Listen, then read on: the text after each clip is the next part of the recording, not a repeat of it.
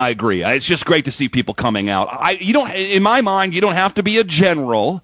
You don't have to be a celebrity. You don't have to be a radio talk show host or a best-selling author or whatever. Just to see anyone coming out about the truth in general, setting the truth free so that the truth can set people free at large, warms the cockles of my heart. I'm very, very pleased and very proud of that. You could even be a award-winning cartoonist and come out for 9/11 for all I care. Oh, we just happen to have one with us. His name is Mack White. He's just an amazing guy. I mean, really walks the walk and talks the talk. He put out a great book just a few years ago called The Bush Junta.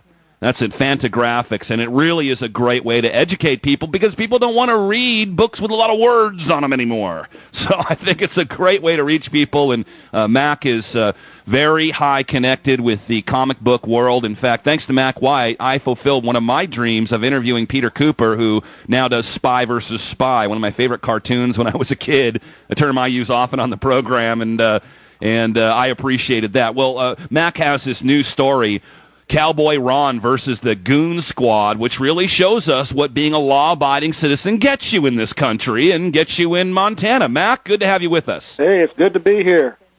You're one of my heroes, Mack. Hey, and you're mine. Mack Daddy, White Mack. Good to have you aboard. Hey. Where do we start with this? Tell us about Cowboy Ron Turner and what went down in Whitefish, Montana. Okay, well, Cowboy Ron I've known through email for about a year.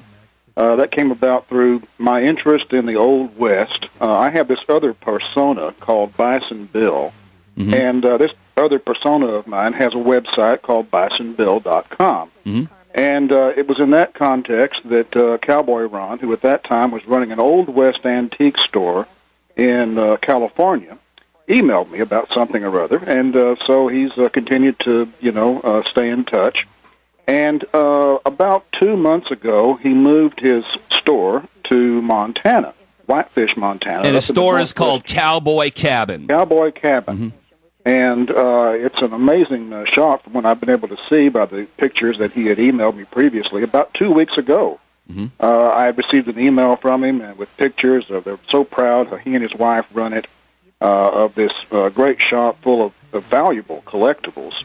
And then suddenly I get this email from him just a couple of nights ago saying that shop, of all things, had been raided. On January 31st, the Department of Justice's Gambling Investigation Division, the GID, another component of the alphabet agencies, raided Ron's store, Cowboy Cabin. 2 agents, later identified by the Whitefish Police Department as agents of the Bureau of Alcohol, Tobacco, and Firearms, confiscated items they said were unlicensed gambling devices. Tell us what those items were, Mack. Well, it was a couple of roulette wheel tables that were over 100 years old. There was a dice cage and something else, and there were a bunch of other items too, blackjack table and so forth, that they didn't take with them at that time, but they marked as evidence. And, according to the law, a gambling device is legal to sell, and that is unlicensed, as long as it's been rendered inoperable.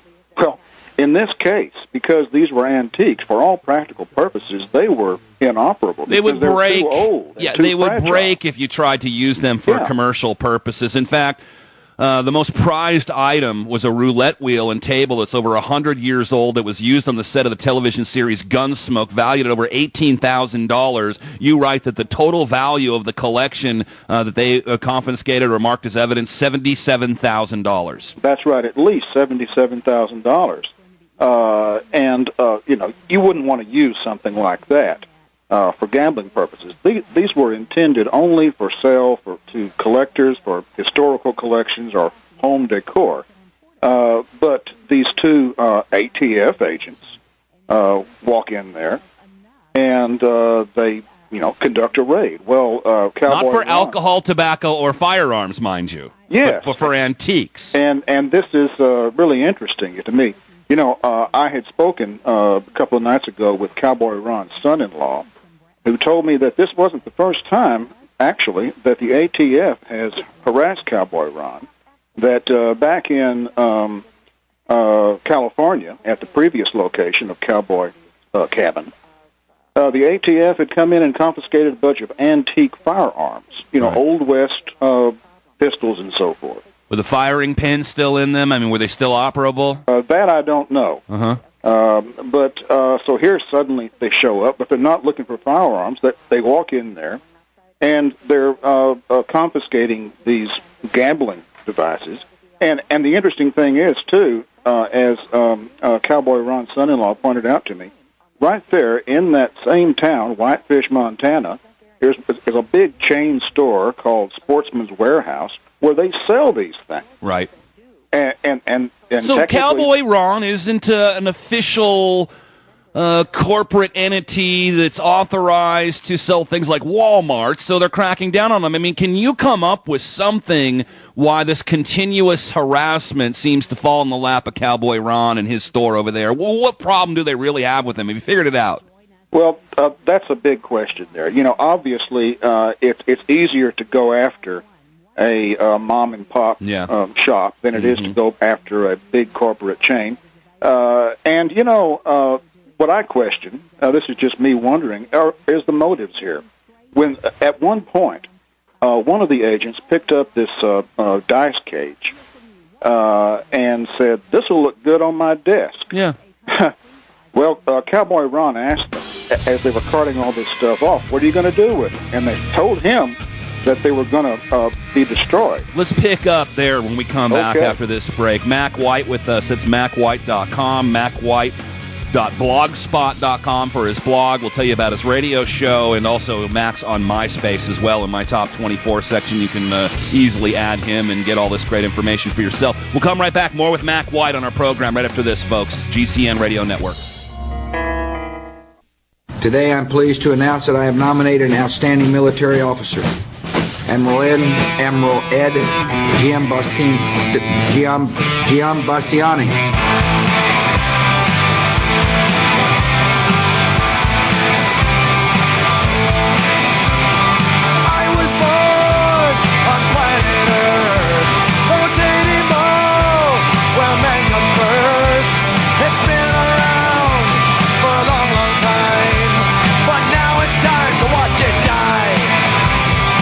Thanks for joining us again today, folks. Mack White, our guest. Mack and I have worked together for a long time, and I have a lot of respect for him. He's out there fighting for the little guy and, not propping himself up while he does it. I think that's extremely important, and you should read his blog. Mack, when is your radio show on again? It's on tonight, isn't it?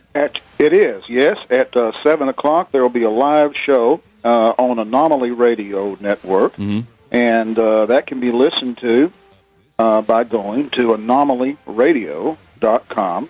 Also, you could go straight to that link by going to my website, MackWhite.com, MackWhite.com, and it'll take you to Anomaly Radio that way. Either way, go there, click Listen Live, and for 1 hour, I'll be on tonight, starting at 7 p.m. Central Time. And you're going to get into more of this story as well. And just a quick message out there to the people that are starting these new radio networks that we hear about.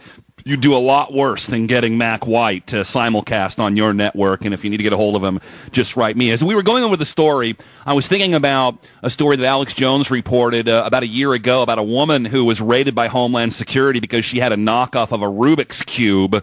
I mean, this really is what we've become. We're supposed to be fighting terrorism, but this is really the front line of terrorism, is to make examples out of people like Cowboy Ron. I have Alex Jones with us today, who I know can shed some light on this story as well. Alex, good to have you on with us.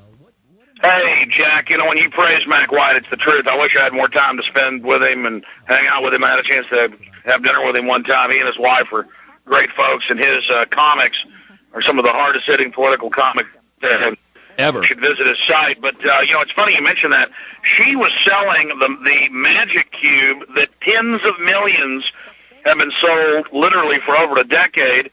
And after she got a Homeland Security visit, because she wasn't making them, she had a small store in the town of St.